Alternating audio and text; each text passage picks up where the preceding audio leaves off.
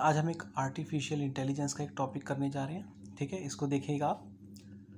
With the new age of technology we are in a world of infinite possibilities.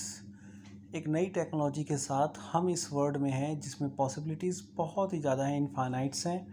Now understand the scope and opportunity of some of these interesting technologies and disruptors. ठीक है, अब हम कुछ ऐसे interesting technologies के बारे में पढ़ेंगे जो आर्टिफिशियल इंटेलिजेंस से रिलेटेड टेक्नोलॉजीज़ होती हैं। ठीक है, उसके अंतर्गत आप क्या क्या पढ़ेंगे ये देखिए आप। सबसे पहला आपका ब्लॉकचेन। ब्लॉकचेन आ गया। Blockchain refers to a system where by information about transactions is store on countless computers spread across the globe.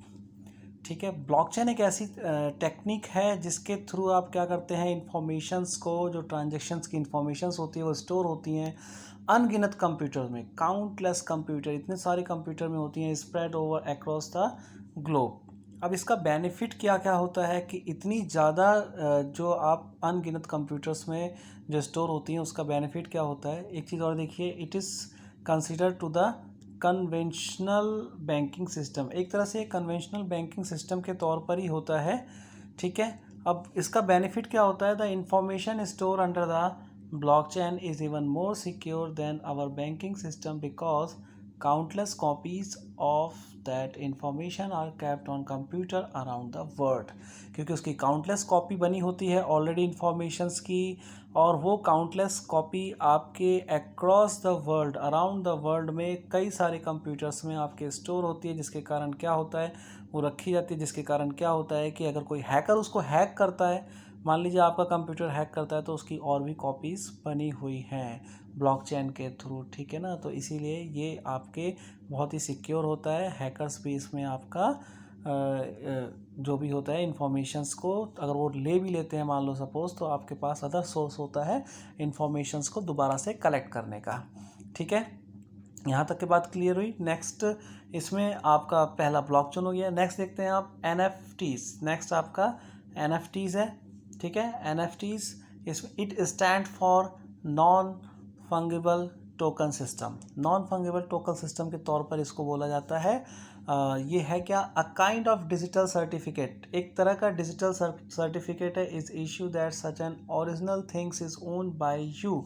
अगर कोई ओरिजिनल चीज़ आपके पास है, आप उसके मालिक हैं, तो ये आपको इशू करी जाती है उस ओरिजिनल थिंग पर। This digital certificate can not be tampered with, है ना, इसके साथ छेड़छाड़ नहीं की जा सकती है। NFTs can be associated with physical assets and virtual और डिजिटल एसेट्स। ये किसी के साथ भी हो सकता है, फिजिकल एसेट के साथ, वर्चुअल एसेट्स के साथ और डिजिटल एसेट के साथ।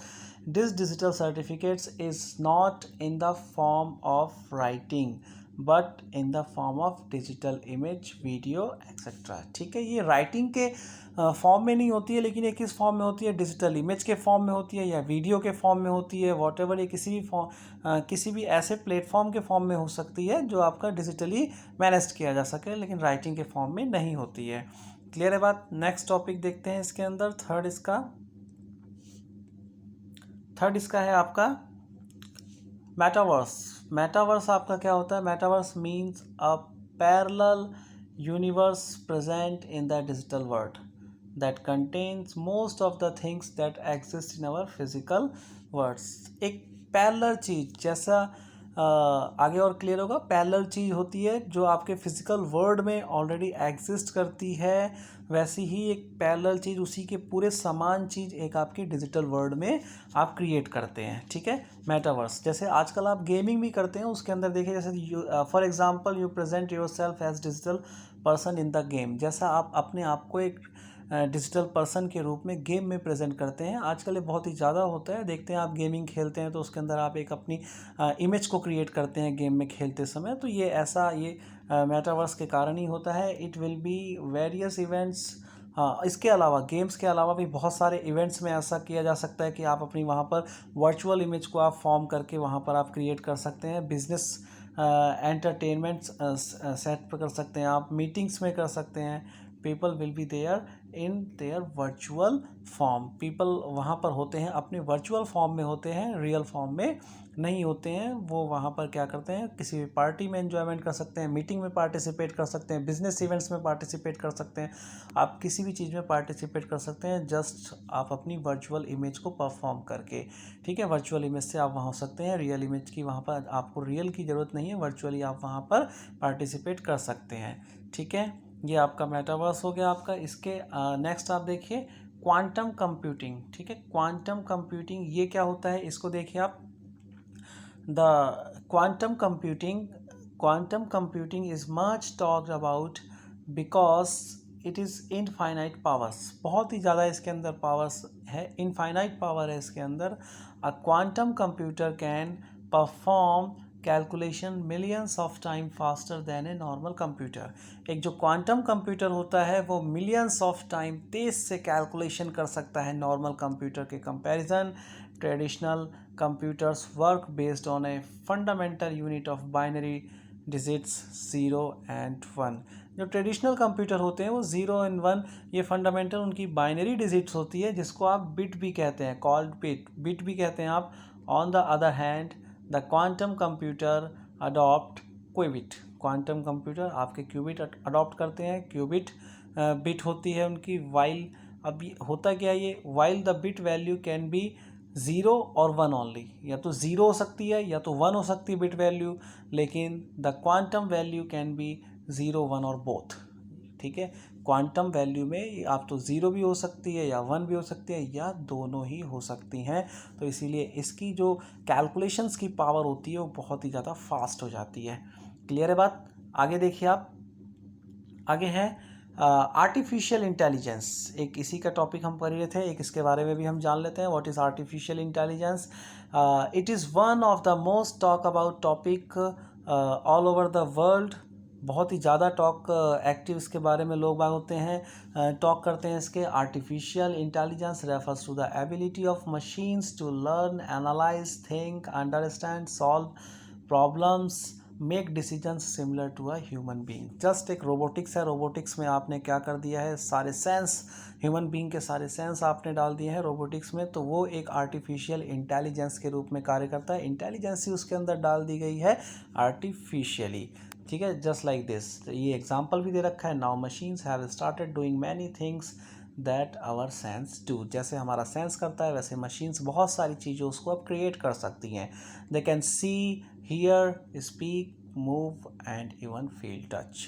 वो इन सब चीज़ों को बहुत ही आसानी से परफॉर्म कर सकती हैं। That's why we call them artificial intelligence. ठीक है, यहाँ तक आप देखिए। इसके बाद नेक्स्ट एक टॉपिक है cloud computing. Cloud computing, it has made vast computational power and storage space available to us। एक बहुत ही ज़्यादा वास्ट कंप्यूटेशनल पावर है और स्टोरेज है हमारे पास। इसके through it refers to the infrastructure on the internet where's various type of technical resources are present such as hardware, software and services। ठीक है, रेफ़र करता है कि इंफ्रास्ट्रक्चर्स को, infrastructures on the internet, internet पे इंफ्रास्ट्रक्चर्स को ये refer करता है जहाँ पर बहुत सारे टेक्निकल रिसोर्सेज हमारे पास अवेलेबल होते हैं, हार्डवेयर के, सॉफ्टवेयर पे, सर्विसेज के। फॉर एग्जांपल यहाँ पर देखिए, it can be use through the cloud without buying software. बिना किसी सॉफ्टवेयर के बाय इसका यूज़ किया जा सकता है। क्लाउड के थ्रू किसी भी सॉफ्टवेयर का आप यूज़ कर सकते हैं बिना उसको परचेज करें, लाइक फोटोशॉप, MS वर्ड। आप इतने सारे सॉफ्टवेयर्स का क्लाउड्स के थ्रू आप यूज़ कर सकते हैं बिना उसको परचेज किए। You can also develop software and manage them. आप डेवलप कर सकते हैं सॉफ्टवेयर और उसको मैनेज कर सकते हैं। Providing them to other for use, उसको आप प्रोवाइड कर सकते हैं दूसरों को यूज़ करने के लिए। Everything is done remotely through the internet without having to buy anything. ठीक है, बिना किसी परचेज के, बिना किसी बाइंग के आप कोई भी चीज़, ये सारी चीज़ परफॉर्म कर सकते हैं। ठीक है। यहाँ से मैंने एक ये ऐसे आपको एक करने की कोशिश की है। आर्टिफिशियल इंटेलिजेंस पे सारा ऐसे था, उसके पार्ट्स सारे थे। आर्टिफिशियल इंटेलिजेंस ऑलरेडी इसके अंदर पार्ट्स हैं। जस्ट लाइक आज के समय में कंप्यूटर का यूज़ क्या क्या है, जस्ट ट्रेडिशनल कंप्यूटर के यूज़ के कंपैरिजन आज उसका यूज़ बहुत ही ज़्यादा वास्ट हो चुका है। इन सब चीज़ों को मैंने बताने की कोशिश की है। आई होप आपको समझ में आया होगा। समझ में आया होगा लाइक कीजिए, सब्सक्राइब कीजिए। Thank you.